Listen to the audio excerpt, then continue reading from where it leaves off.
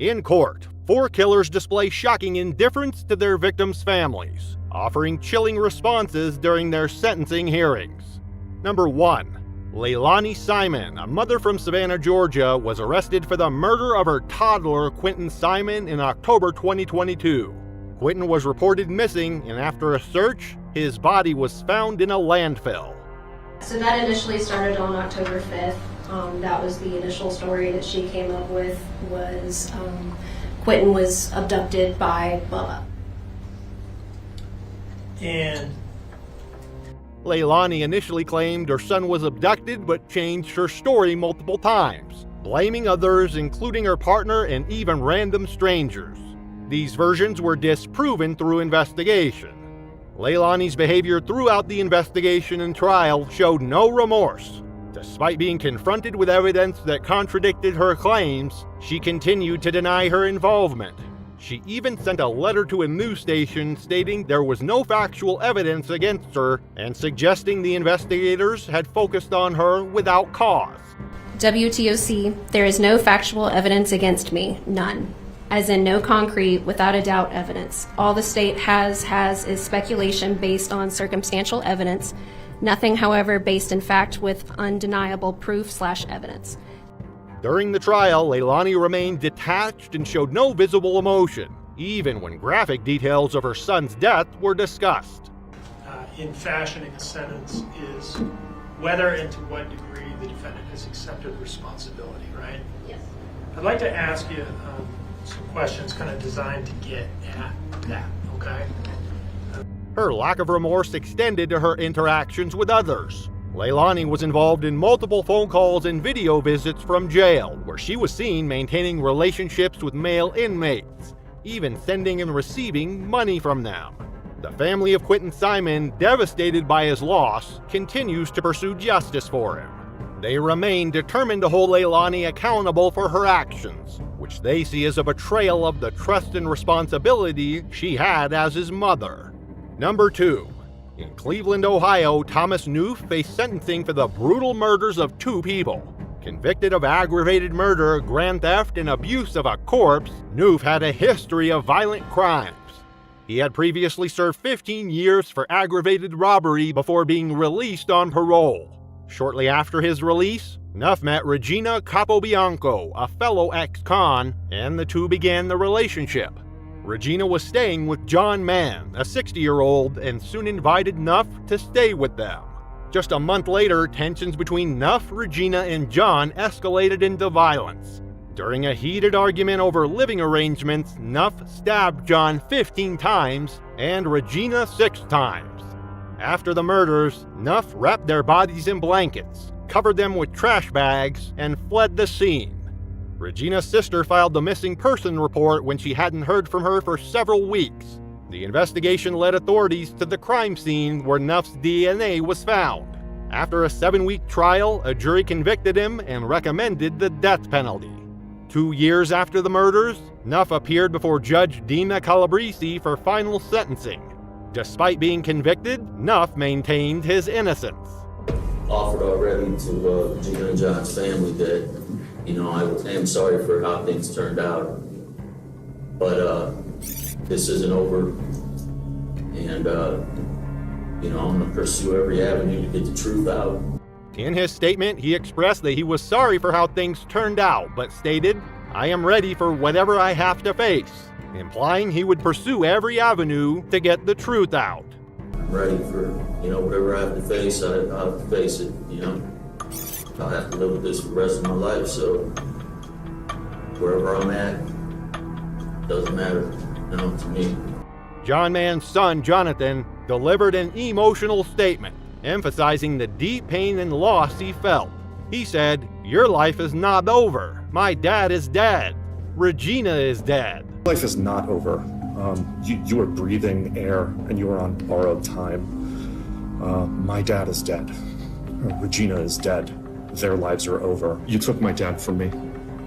You robbed him of the golden years of his life, and I miss him terribly. In the end, Judge Calabrese followed the jury's recommendation and sentenced Noof to death. Despite this, Noof has appealed the conviction, continuing to deny responsibility for the murders. Number 3.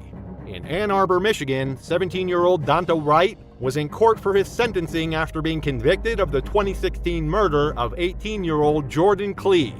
The case took a surprising turn when Wright displayed no remorse during the proceedings, even smiling and laughing in the courtroom. And everyone here, that you need help. Your actions have led you to a prison cell, but have also created an empty cell that I live in every day, while you can still hope to be released one day. His behavior was so shocking that the judge paused the proceedings and suggested the case be taken to trial. Watching you sit there, smile, laugh, and shake your head like this was no big deal, I'm very tempted to just say, I'm not going to accept this sentence agreement. We'll go to trial, and if you're convicted of felony murder, you'll go to prison for the rest of your life. That means you'll die there. Wright had admitted to shooting and killing Jordan Klee during a botched robbery. The victim, a high-achieving student and football player, was shot in the back of the head. This tragic event occurred in 2016 when Wright and 2 friends tried to rob Klee. Despite his conviction for second-degree murder, armed robbery, and felony firearm charges, Wright's behavior in court made a profound impact on those present. I've lost laughter and love. I no longer have the hope of having grandchildren. I've lost the enjoyment of holidays and birthdays and of everyday life. As the victim's family spoke about their immense loss, Wright showed no empathy, instead making statements like, "I will be home soon, I love my family." I just want to tell y'all, I'll be home soon, R.I.P. Keon, I love my family. That's all you got to say. Yes. His laughter and nonchalant attitude in court were evident as the judge expressed frustration with his lack of remorse. The court learned that Wright was involved in gang activities and his actions were part of a larger criminal background. In the end, Wright was sentenced to 23 to 50 years in prison. His complete lack of remorse and unprecedented behavior in court shocked many, leaving a lasting impression on the community and the victim's family. Number 4. Joshua Skolman, 40, appeared before Judge Donald Zuidmulder in Green Bay, Wisconsin for his sentencing after being convicted of first-degree intentional homicide and attempted first-degree intentional homicide. Skolman, already serving a 51-year sentence for a 2006 drunk driving crash that killed 3 people, murdered Timothy Neighbors Jr. and attacked Lamont, Washington while incarcerated. In 2021, Skolman stabbed 25-year-old Neighbors in the stomach with a handmade knife adorned with a swastika. Neighbors died 6 days later, and Washington was injured but survived. Skolman, who had no prior connection to the victims, later admitted in letters that he attacked them because they were black. He pled not guilty by reason of insanity, but after a competency hearing, he was deemed fit to stand trial. A jury convicted him after a 4-day trial. During the sentencing, the family of Timothy Neighbors addressed the court. His father, Tim Neighbors Sr., spoke about the profound loss his family faced. I knew I would get an opportunity to look at you, to tell you, you killed somebody that meant a lot. When Skolman smiled during the statement, it provoked a reaction. "I don't give a bleep about you," Tim Neighbors Sr. shouted. About you laugh. Mr. Sir, just a second. I can't allow this. Coward ass. That's gonna have to be it. Sir, talk to him. Calling Skolman a coward. The judge intervened, warning the defendant to stop disrupting the proceedings. Me. You have a right to address me, but you may not disrupt or cause a dangerous situation in my courtroom, which you just did. So, Okay, Your Honor, I apologize. Now, Okay. you're gonna be, you interrupt me one more time and you're out of here. You let me finish. Skolman then delivered his statement.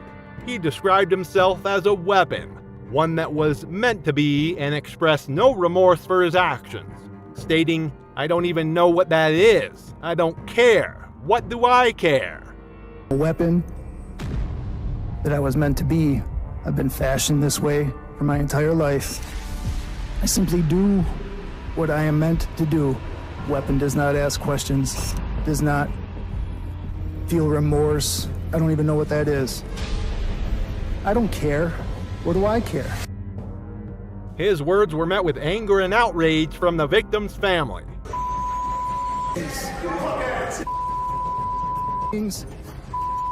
So,